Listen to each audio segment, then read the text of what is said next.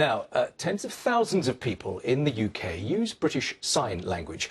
Well, now a scientist from Leeds University is helping to update it, creating signs for describing the latest discoveries in the world of astronomy.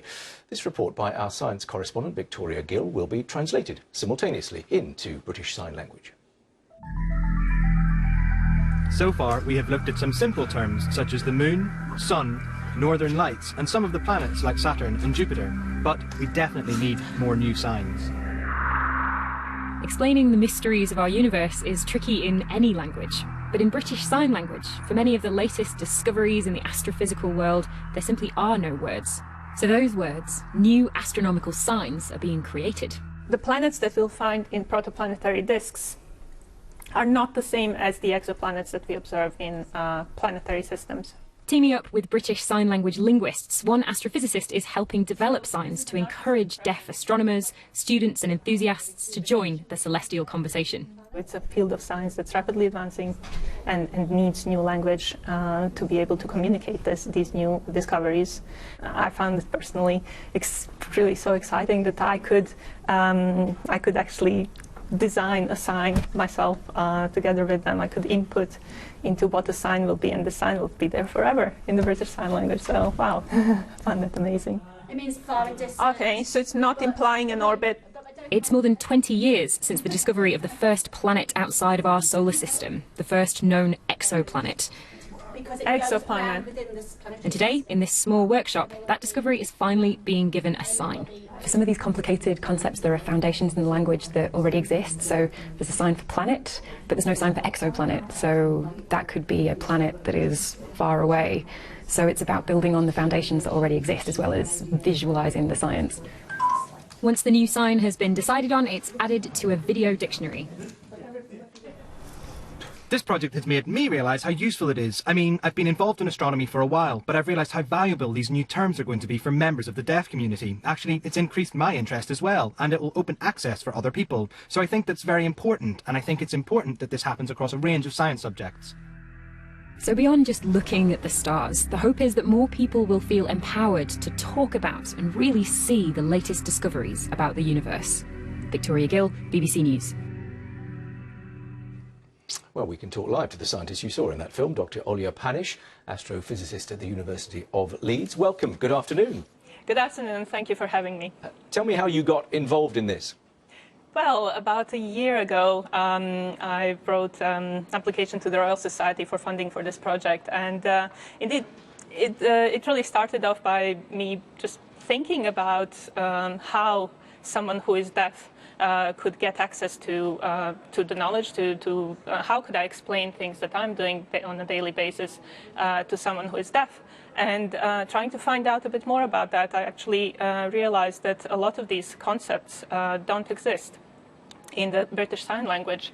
So it would be really painstakingly difficult to translate using the existing British Sign Language to translate a message that I would have and as an astrophysicist to the public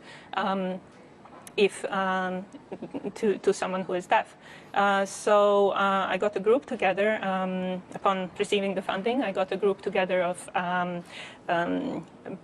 sign language linguists, physicists, users of British Sign Language, and amateur astronomers, with a few colleagues from Leeds here as well. We got together and in a workshop and designed about 60 signs for the British Sign Language, which will enable me to communicate my research to that part of the population. So 60 words you've come up with. 60 I think the original signs, 60 signs. The original plan was, I think, 50, and you went above. Yes. You went above that. Yes, indeed, we did. How difficult was it to all agree on what the right sign should look like? It involved a lot of discussion. So it would start with me explaining what the sign means, and that means explaining it from the basics.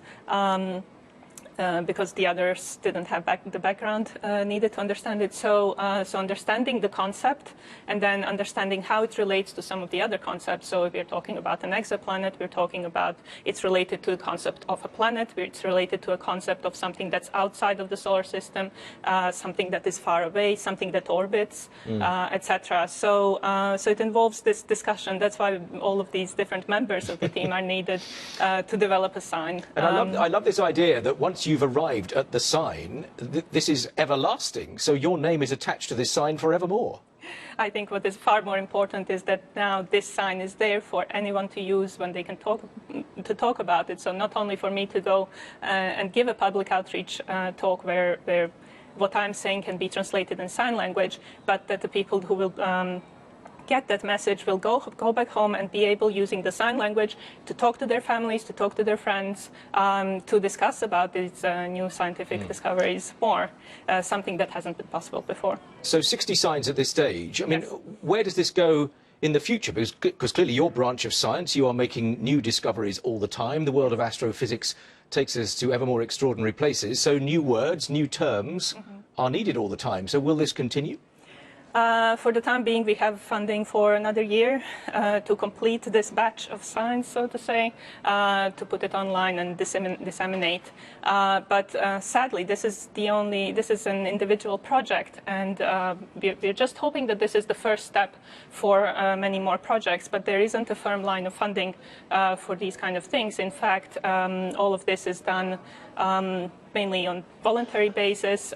This is a side thing for me as an astrophysicist to do as part of my job, and it's been funded short term by the Royal Society, to whom I thank for this. But I think it's sorely needed to establish something that some way in which these people will be supported in effectively receiving the knowledge that is so accessible to everyone else.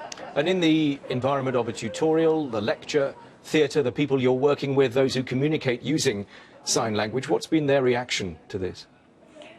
Well, I've only heard reactions from the amateur astronomers. Unfortunately, we haven't had students yet who are deaf, but we are hoping that that will change over time. Definitely, so the feedback so far has been excellent. They're all asking when the next public outreach event will be, but that could be translated using sign language. So everybody is very excited about that.